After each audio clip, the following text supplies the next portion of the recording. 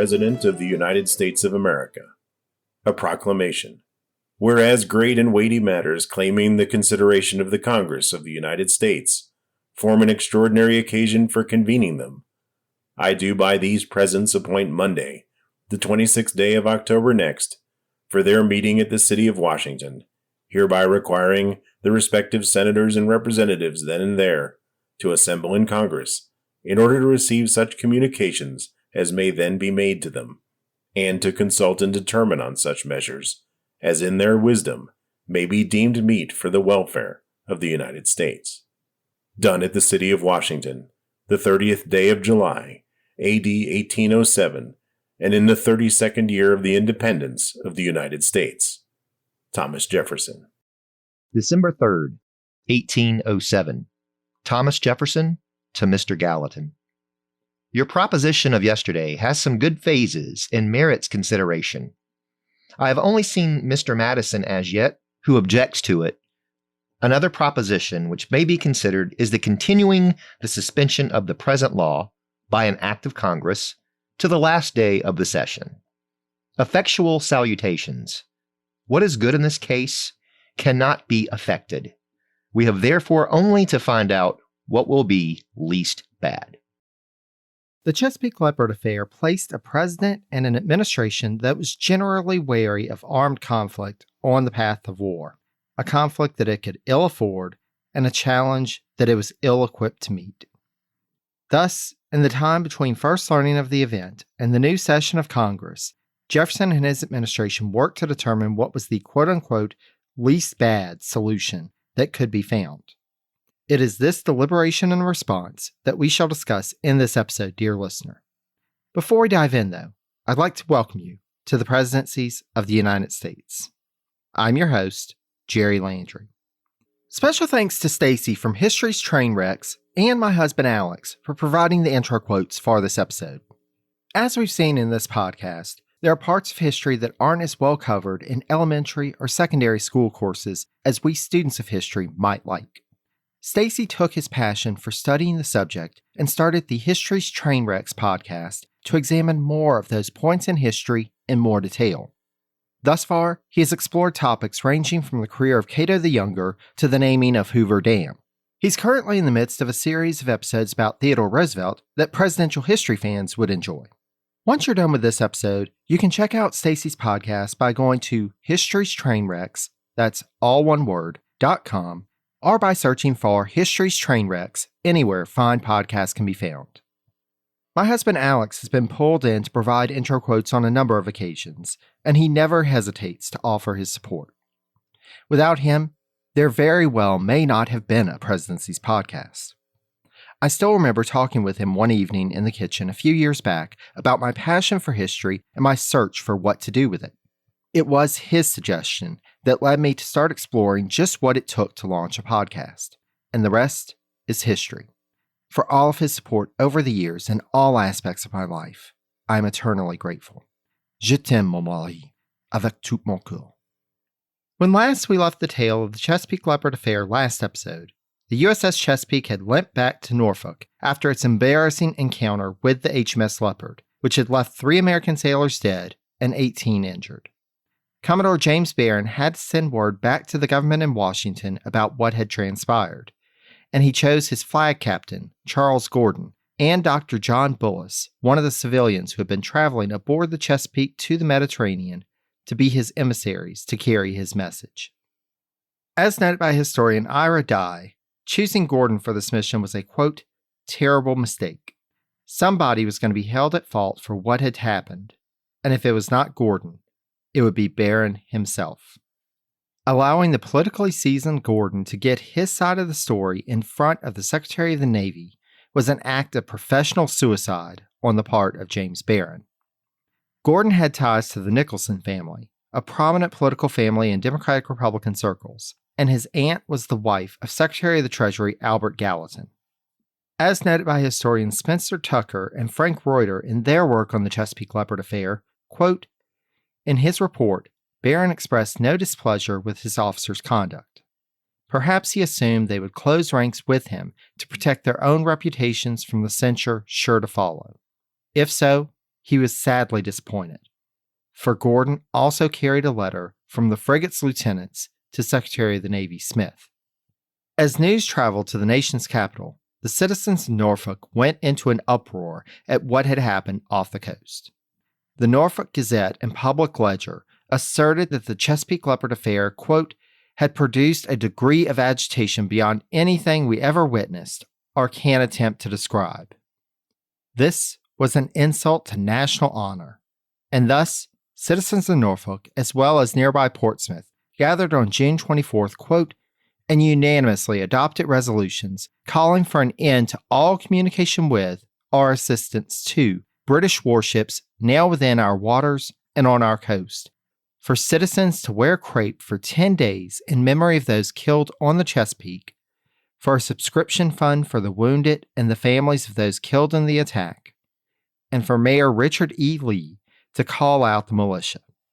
The British may have been a major naval power, but being so far away from the nearest British port, they were dependent on Americans for supplies, in particular, fresh water. Speaking of, the citizens of Norfolk didn't stop at passing resolutions. They took it upon themselves to, quote, destroy some 200 of the HMS Melampus's water cask, critical for a sea voyage. Captain Stephen Decatur, who was in command of naval forces at Norfolk, worked not only, quote, to prepare for a possible British attack, but also worked with Mayor Lee to protect the British consul at Norfolk, as well as a British lieutenant who had the unfortunate task of bringing letters to the British consul and found himself under assault from the citizens of the town. In response to these actions taken against them, quote, the British not only kept their squadron inside the capes, but brought to all vessels passing in and out by firing warning shots. The squadron commander Douglas planned to deny passage of vessels to Norfolk until the citizen resolves were rescinded. The situation in the Hampton Roads area was approaching a boiling point. Meanwhile, Gordon and Bullis arrived at Washington on the 25th and delivered their messages. News of the Chesapeake Leopard affair was then printed in the National Intelligencer the following day under the headline, British Outrage. President Jefferson and his administration were faced with a few issues to deal with in the aftermath, the most immediate being to secure the American seaboard and U.S. vessels in case this was the beginning of a larger military offensive move on the part of the British. Though Secretary of War Henry Dearborn and Secretary of the Treasury Albert Gallatin were away from Washington, Secretary of the Navy Smith was present and was able to spring into action. In addition to sending communication to Decatur and Norfolk, including an order for Decatur to take command of the USS Chesapeake, quote, and prepare her for sea, Smith wrote to Lieutenant Benjamin Reed in Baltimore, quote, to countermand an order for the sale of a schooner there and instead direct that she be fitted out for immediate service. Beyond just taking command of the Chesapeake, Decatur was also given, quote, command of all U.S. Navy forces on the southern U.S. coast. Unfortunately, this force didn't amount to much, but there was a squadron prepared and ready for action. Thus, Smith sent orders to the Mediterranean squadron, recalling them to return back to American waters.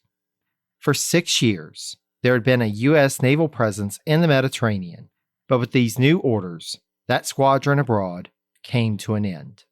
The United States had to focus on defending its own shores rather than exerting naval influence abroad. In the interim, while word went across the Atlantic and this force returned home, Smith made preparations up and down the American coast by ordering, quote, gunboats and bomb ketches to be made ready and concentrated at New Orleans, Charleston, Norfolk, and New York. Back in Washington, First Secretary Dearborn, then Secretary Gallatin returned to the capital after being summoned by Jefferson. On July 2nd, after a meeting with his cabinet and a unanimous agreement to proceed accordingly, President Jefferson issued a proclamation, quote, hereby requiring all armed vessels bearing commissions under the government of Great Britain now within the harbors or waters of the United States, immediately and without any delay, to depart from the same. The cabinet also agreed that, quote, a small armed vessel, the Revenge, should be sent to Britain, quote, with dispatches for U.S. Minister to Britain James Monroe, instructing him to demand satisfaction for the attack on the Chesapeake. It would take time for any potential justice to come from the other side of the Atlantic, and we'll discuss the details of the administration's demands shortly. But the administration also had other targets in mind to account for their respective responsibility for the Chesapeake Leopard affair. Secretary Smith, as he gave command of the Chesapeake to Decatur, also relieved the previous commander, Commodore James Barron, of his command, and ordered a court of inquiry to be convened to determine whether there was any misconduct by the officers and crew of the USS Chesapeake that contributed to the shame of the incident on June 22nd. As noted by Tucker and Reuter, quote, the general public and Barron's own junior officers demanded his court-martial. It is safe to assume that the lieutenants were at least in part motivated by a desire to exonerate themselves. While it is beyond the scope of this podcast to go into all of the ins and outs of the court-martial, and I recommend Tucker and Reuter's Injured Honor as a great source to learn more about it, there are a couple of points to note here. First, the person originally called upon to serve as the president of the Court of Inquiry, our old friend Commodore Edward Preble, was unable to serve due to poor health. Sadly, I have to report that this is the last we shall hear of Preble, as he passed away on August 25th. The passing of the most successful naval commander in American history since John Paul Jones during the Revolution, occurring at the same time as the dissolution of the Mediterranean squadron that Preble had commanded, seems, at least to me, a symbol of the shift in U.S. naval policy, something we shall discuss in more detail shortly. Despite the loss of Preble, the Court of Inquiry was convened on October 5th, and of the 4 individuals brought up on charges and found guilty on charges, only Commodore Barron and Gunner William Hook would truly receive punishment. Indeed, Hook, despite being the lowest ranked person of the 4, received the harshest sentence: dismissal from service.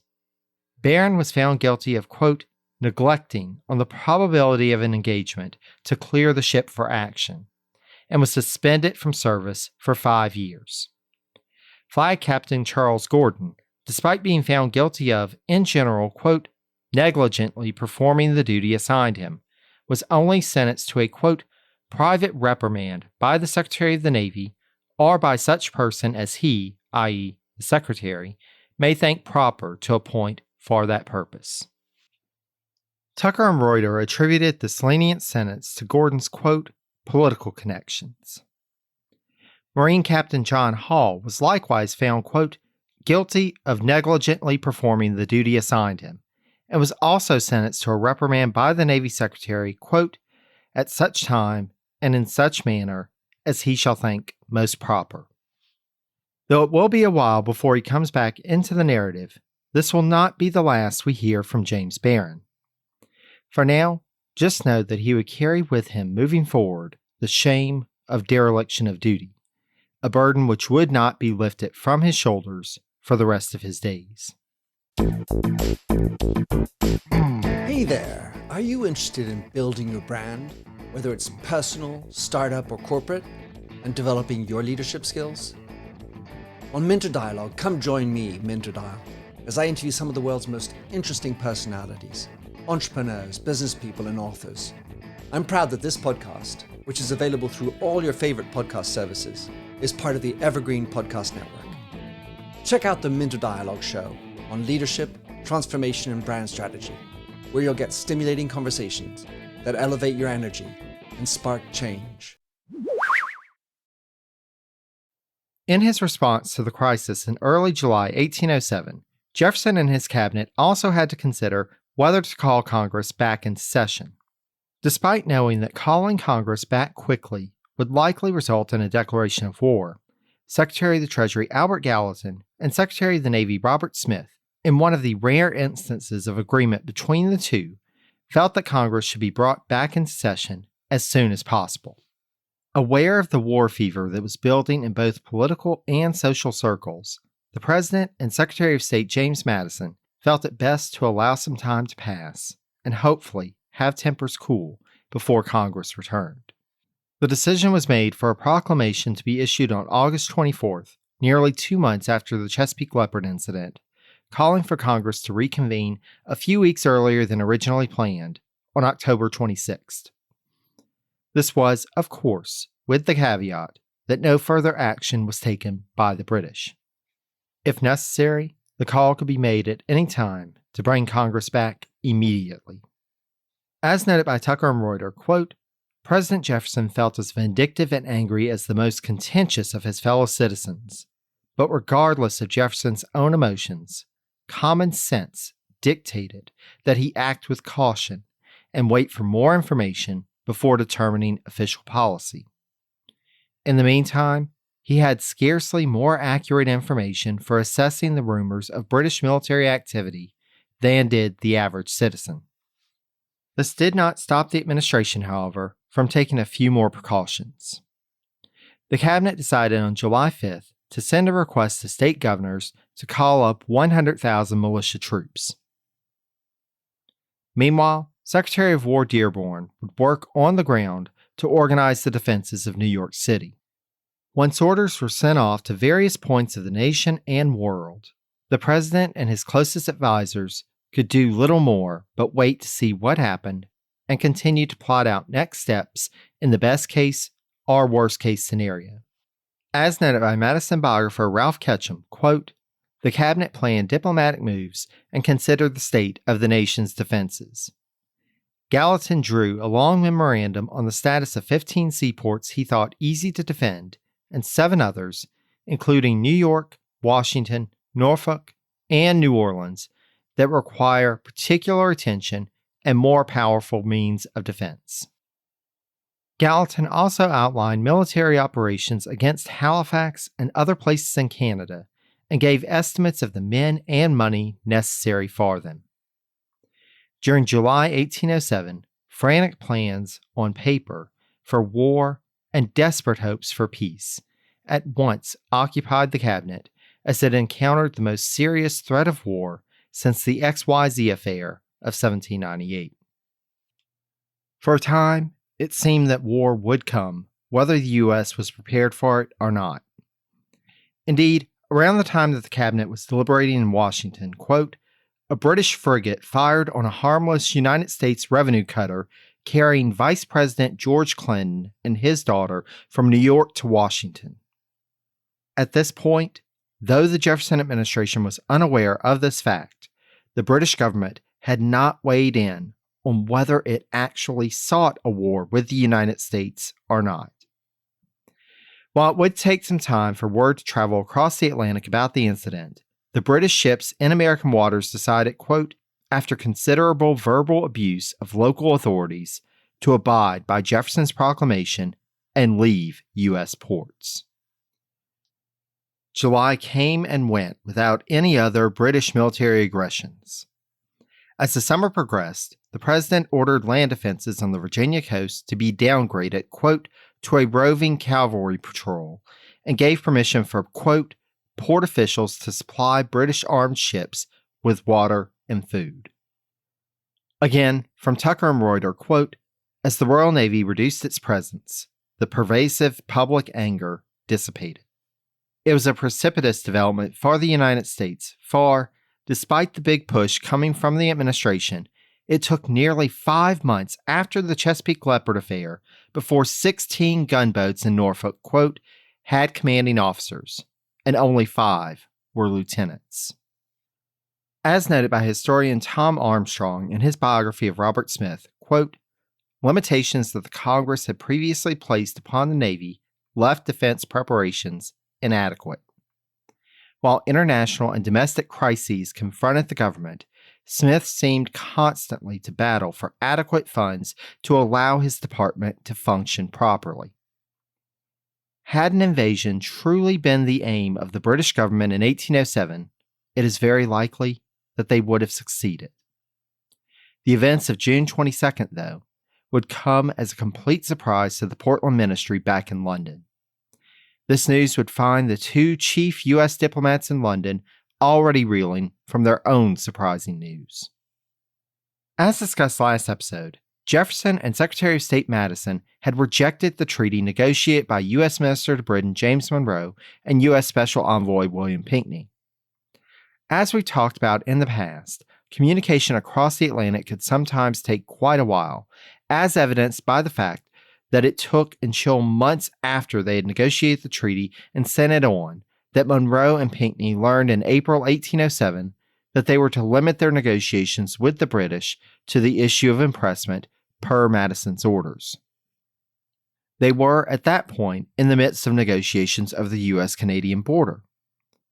The next month brought Jefferson's personal letter to Monroe, quoted last episode, as well as word that their treaty would not be put before the Senate, and new orders from Madison to submit any treaty that they negotiated to the administration before it could be concluded. Micromanagement doesn't sit well with anyone, and it certainly didn't sit well with Monroe. He had thought himself a trusted agent of Jefferson, and now his judgment was being called into question not only by another of the president's protégés, but also by Thomas Jefferson himself.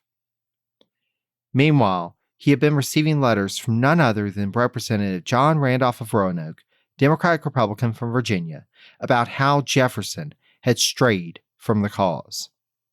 According to Randolph, quote, "Never, in my opinion, had the cause of free government more to fear than now." And unlike the administration, Randolph praised the qualities that Monroe brought to the table. Randolph also reminded the diplomat abroad that there was an election coming up in 1808. Perhaps, just perhaps, Monroe should succeed his longtime mentor Jefferson. Randolph and his associates certainly thought so, and, quote, "Now that the president has totally abandoned the treaty, Monroe kept his options open." Monroe and Pinckney, meanwhile, kept up their work at renegotiating the treaty with the new British Foreign Secretary George Canning, based on Madison's new guidance, though, as pretty much everyone knew, the effort was hopeless.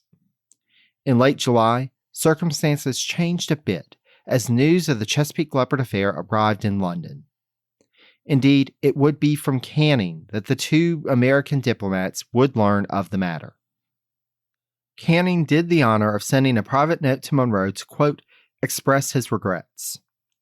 Canning's position, however, would quickly cool as dispatches from British Minister to the U.S. David Erskine and other British agents in the U.S. started coming in that included, quote, "copies of the most vehement American newspapers." As Monroe and Canning discussed the situation, both men dug into their positions.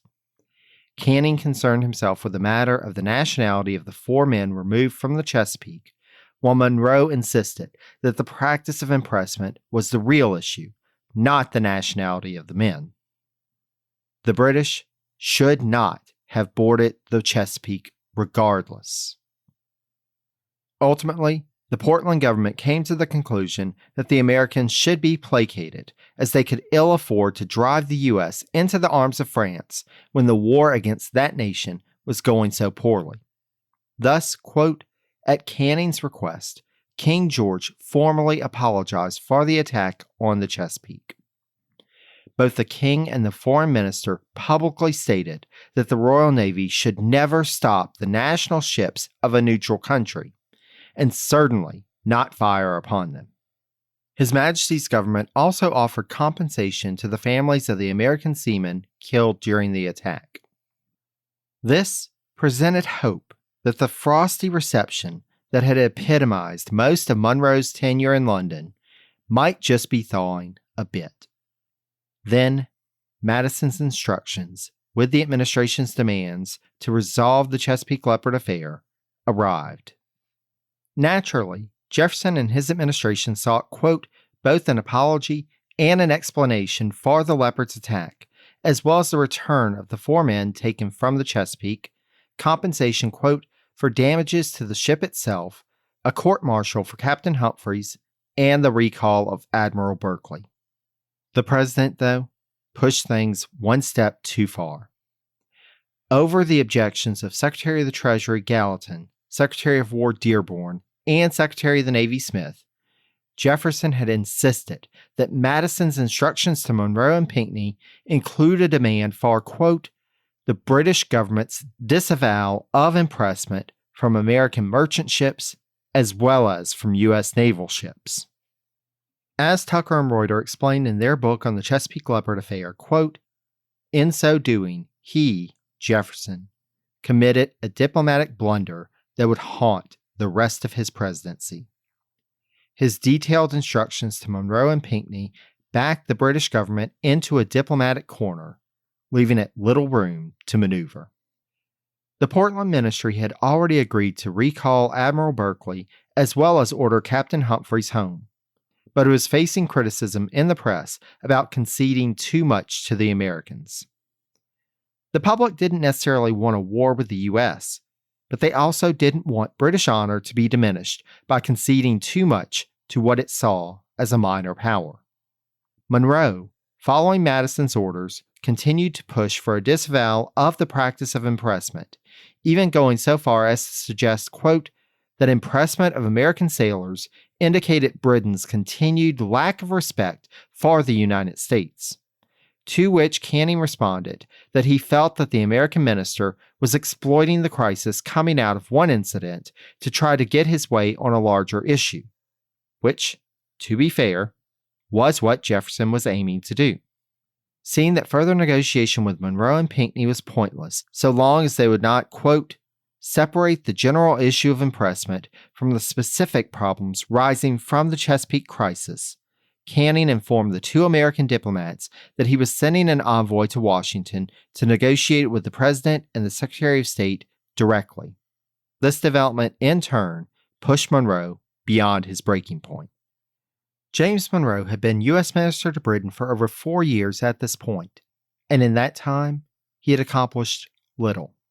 He had been rebuffed by minister after minister in a seemingly quixotic quest to resolve issues with the British government. His negotiations for the Floridas had come to naught.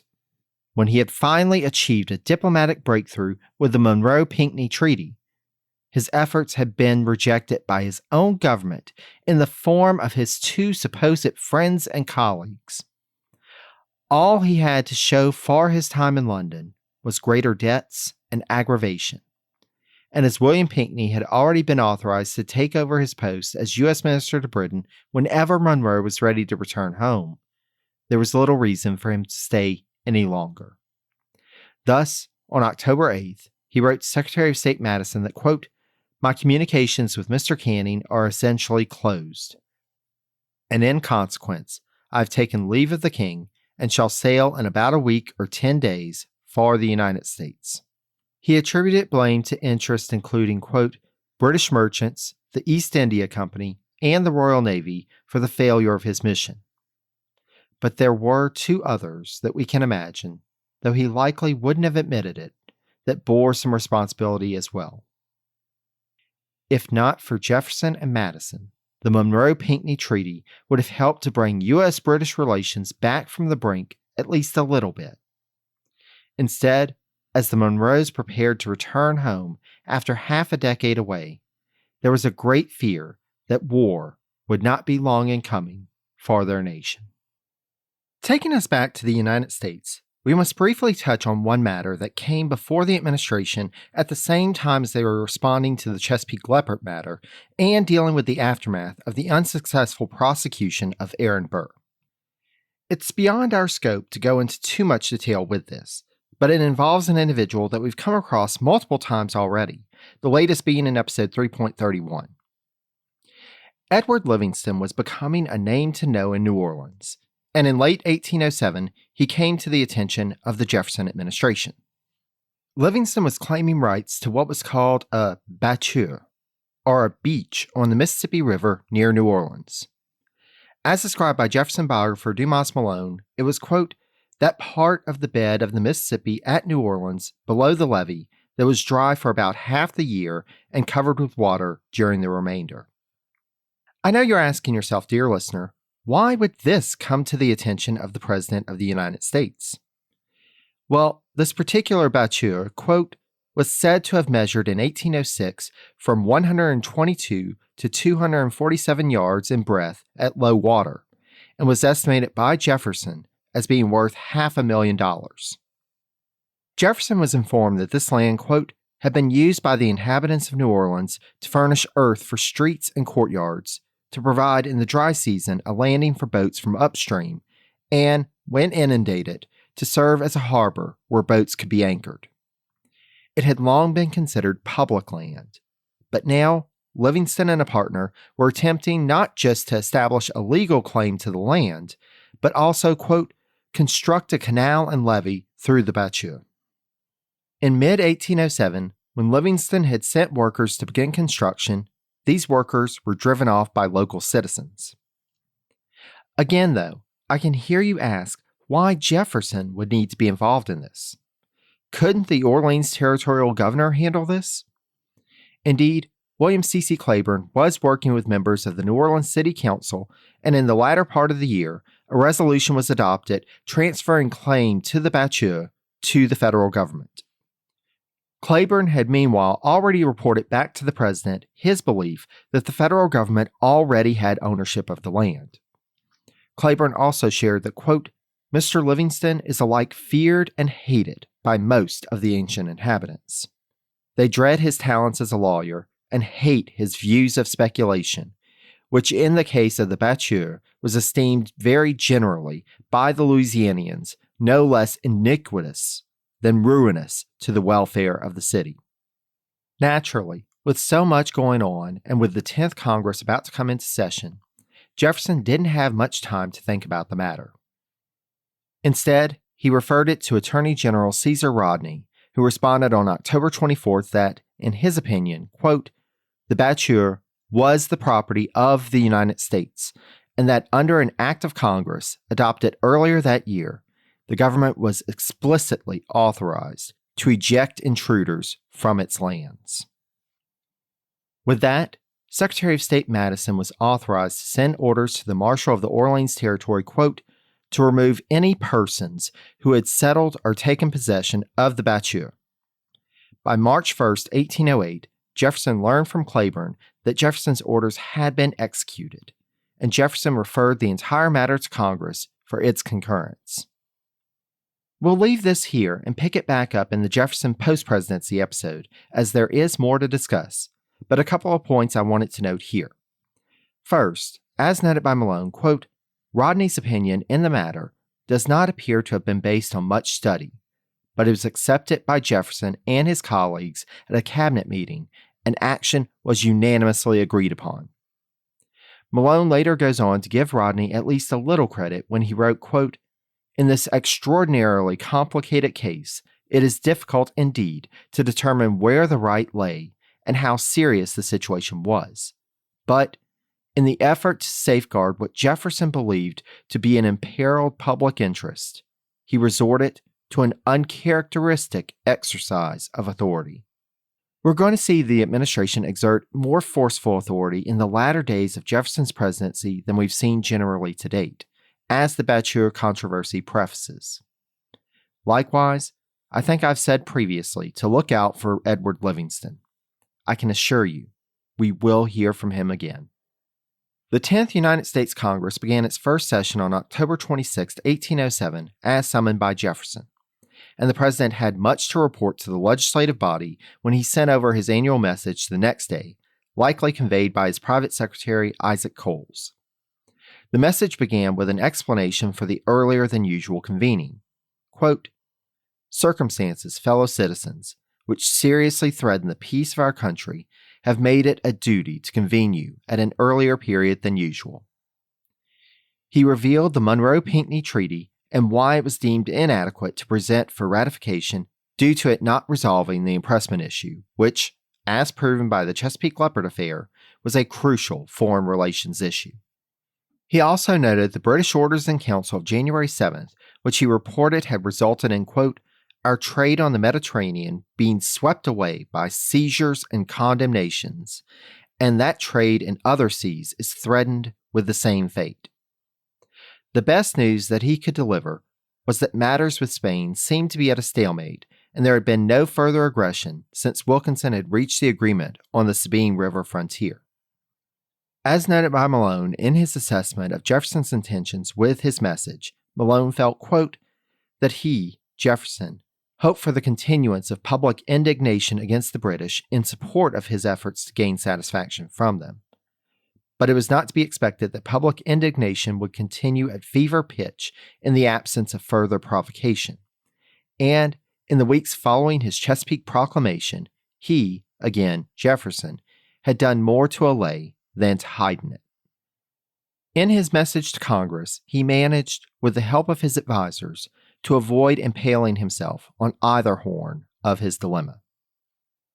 The problem with this middle ground, however, is that, again from Malone, quote, his report on the efforts of the government to prepare for possible hostilities was couched in such general terms that his auditors could have gained the impression that it had done considerably less than it actually did.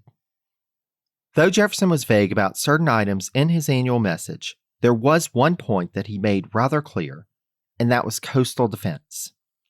He informed the Congress, quote, the appropriations of the last session for the defense of our seaport towns and harbors were made under expectation that a continuance of our peace would permit us to proceed in that work according to our convenience.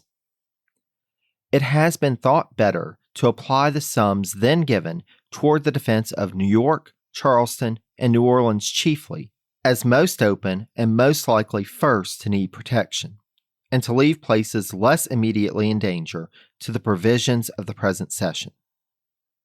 The gunboats, too, already provided have, on a like principle, been chiefly assigned to New York, New Orleans, and the Chesapeake.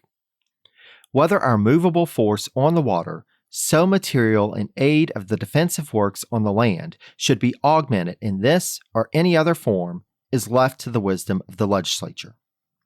For the purpose of manning these vessels in sudden attacks on our harbors, it is a matter for consideration whether the seamen of the United States may not justly be formed into a special militia to be called on for tours of duty in defense of the harbors where they shall happen to be, the ordinary militia of the place furnishing that portion which may consist of landsmen. The president had become increasingly vocal on the subject of gunboats, even before the Chesapeake Leopard incident. In February 1807, he had sent a message to Congress, quote, recommending that 200 gunboats be built. Why gunboats, you ask? Well, if you'll remember from our episodes on the Tripolitan War, gunboats had played a key role in helping to maintain the blockade of the harbor of Tripoli due to their easy maneuverability, and Tripoli had likewise used gunboats in their harbor defense, as described in episode 3.17. What Jefferson did not take into consideration, though, was the scope. The Tripolitan harbor was just that, one harbor. The administration had to plan for the defense of a coastline that was thousands of miles long, stretching from the Maine district to the Georgia coast, then the mouth of the Mississippi River and the Gulf of Mexico. Sure, gunboats could help to protect key harbors, but could they really take on frigates in Chesapeake Bay or out in the open waters? Further, they were, in terms of long-distance travel, slow-going, and in open waters, traveling in the small vessels could be treacherous, especially in adverse weather conditions. Jefferson and the advocates of the gunboat theory argued that the ships were cheaper, quicker to produce, and enough gunboats together could be just as effective against a large vessel as a frigate of equal size. There was an opponent to the gunboat theory in the administration, however. Secretary of the Navy, Robert Smith. Smith, given his years of experience in running the Navy Department, understood the advantages and disadvantages of the various vessels in the American service and advocated that the construction of new ships of the line had to be included in the defense plan. As was often the case in Jefferson's cabinet, Secretary of the Treasury Albert Gallatin argued against Smith's position. Gallatin, with his mind always focused on the national budget, was in favor of the cheaper gunboats and asserted that, quote, in times of war, any number of gunboats could be built within 30 days. This was, of course, an over-exaggeration, and even Jefferson recognized as such. However, As we've already seen in the podcast, Jefferson, the professional military skeptic, was already inclined to support gunboats, and thus his inclusion in the annual message of the possibility of a new branch of militia focused on gunboat service. Smith, meanwhile, would be a loyal member of Jefferson's cabinet and lobbied Congress to approve an appropriation to construct new gunboats. As described by Smith biographer Tom Armstrong, quote, Secretary Smith's seeming acquiescence to Jefferson's decision about gunboats was based on the belief that the buildup of naval power in most any area was preferable to doing nothing. Jefferson's ultimate goal, though, was to achieve the administration's diplomatic aims without conflict, and he and his cabinet had spent some time since the Chesapeake Leopard incident plotting out exactly how that could come about and, once that was determined, how to get Congress on board to implement this plan. As always, Congress was likely to be a challenging partner, but circumstances were a bit better for the president going into the 10th Congress. Representative John Randolph of Roanoke's ongoing rebellion against the administration, as discussed in past episodes, was a problem, but as described by Dumas Malone, quote, the revolt of John Randolph, far from dividing the Republicans seriously, had caused all but a fragment of them to rally even more closely around Jefferson as their leader. Indeed, Randolph's staunch supporter and benefactor, Speaker of the House Nathaniel Macon, Democratic-Republican from North Carolina, realized the way the winds were blowing and decided to make himself scarce at the beginning of the session, which paved the way for the pro-administration Representative Joseph B. Varnum, Democratic-Republican from Massachusetts, to be elected as Speaker. Varnum had previously challenged Macon for the speakership in the previous Congress, as discussed in episode 3.31, but now Macon didn't even put up a fight to retain the post. With Varnum's election, Randolph was removed from his post as chairman of the House Ways and Means Committee, and his replacement, Representative George W. Campbell, Democratic-Republican from Tennessee, quote, as floor leader during this session, matched Randolph at his best.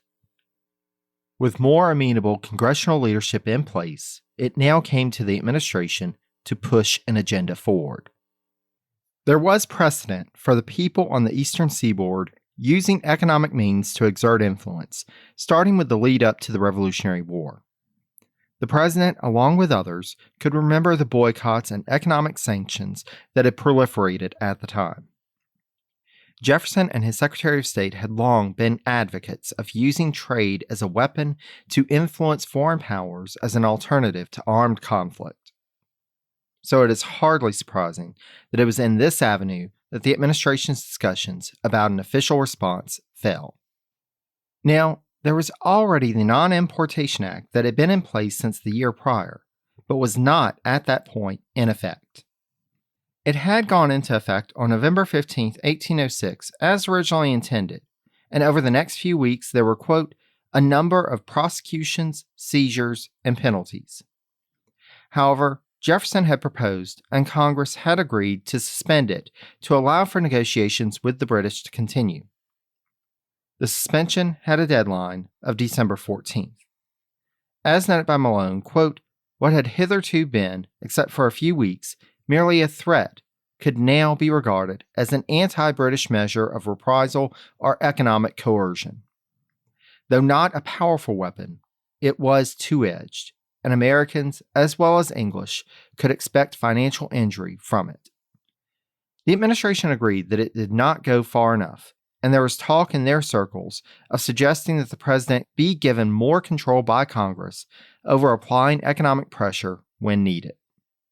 Jefferson's Secretary of the Treasury, Albert Gallatin, however, had some concerns about the politics of the plan and wrote to the president on December 2nd, quote, supposing that the power to lay embargoes should be considered as improper to be vested in the president during the session of Congress, how would this plan answer?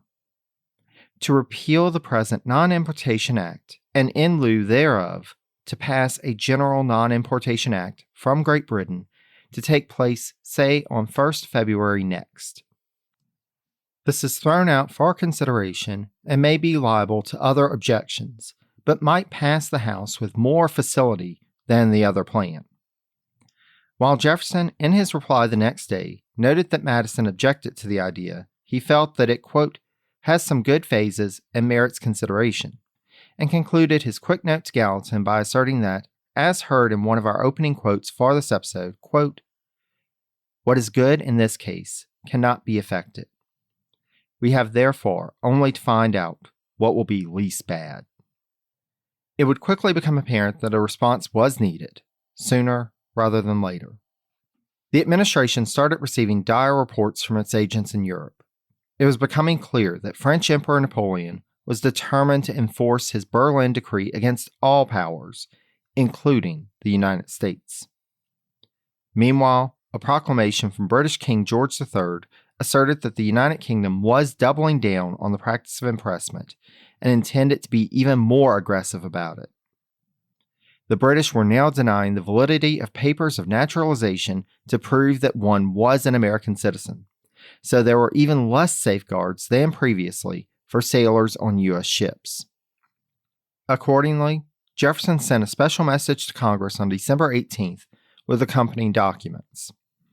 His message read as follows, quote, the communications now made, showing the great and increasing dangers with which our vessels, our seamen, and merchandise are threatened on the high seas and elsewhere from the belligerent powers of Europe, and it being of the greatest importance to keep in safety these essential resources, I deem it my duty to recommend the subject to the consideration of Congress, who will doubtless perceive all the advantages which may be expected from an inhibition of the departure of our vessels from the ports of the United States.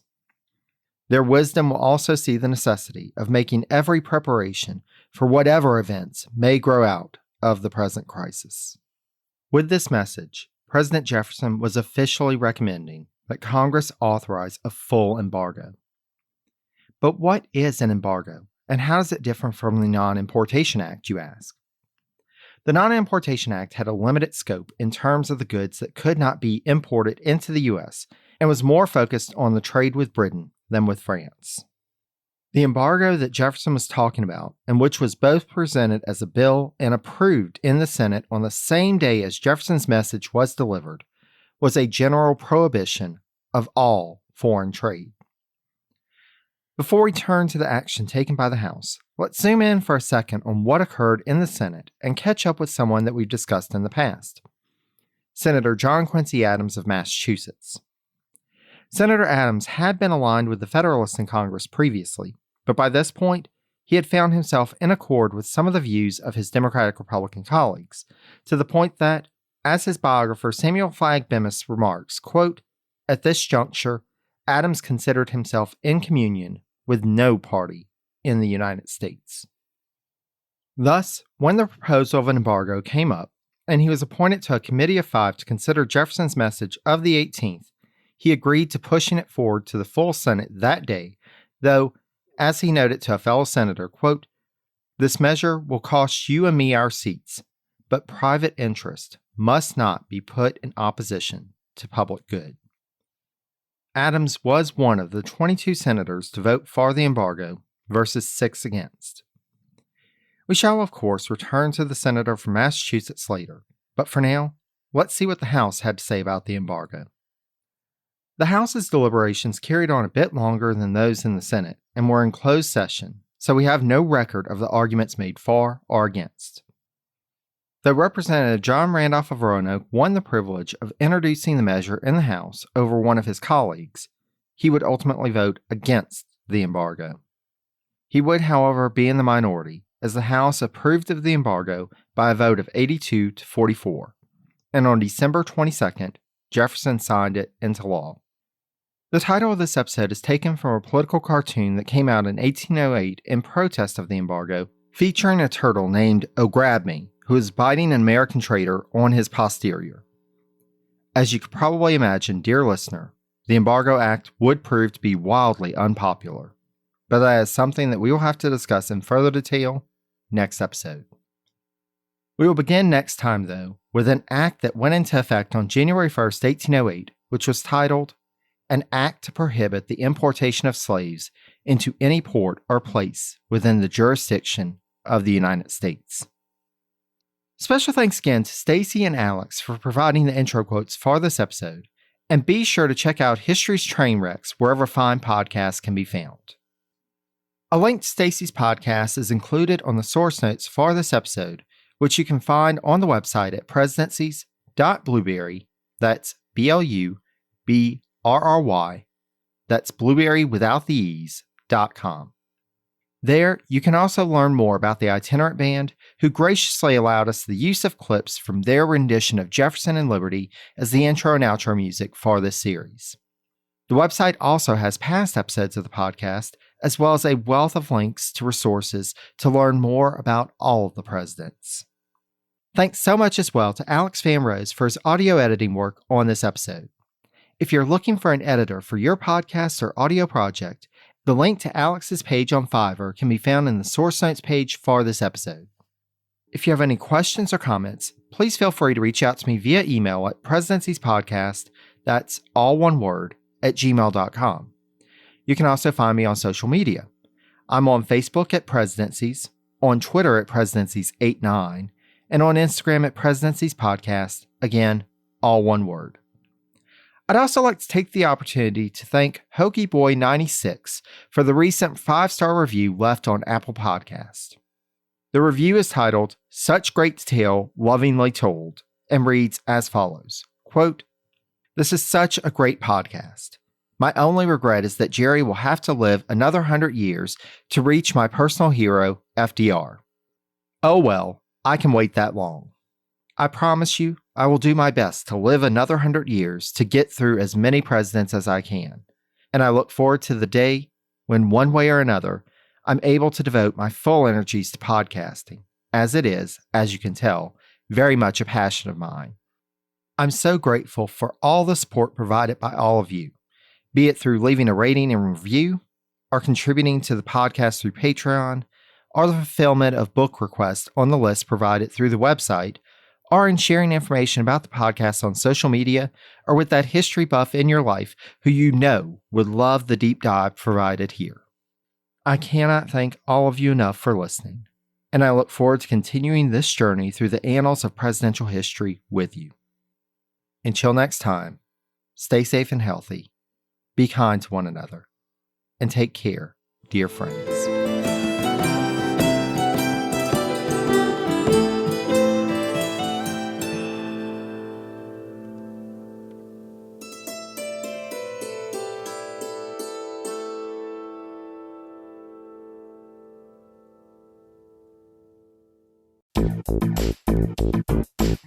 Hey there! Are you interested in building your brand, whether it's personal, startup, or corporate, and developing your leadership skills?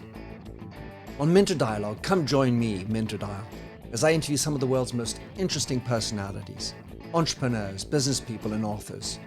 I'm proud that this podcast, which is available through all your favorite podcast services, is part of the Evergreen Podcast Network. Check out the Mentor Dialogue show on leadership, transformation, and brand strategy, where you'll get stimulating conversations that elevate your energy and spark change.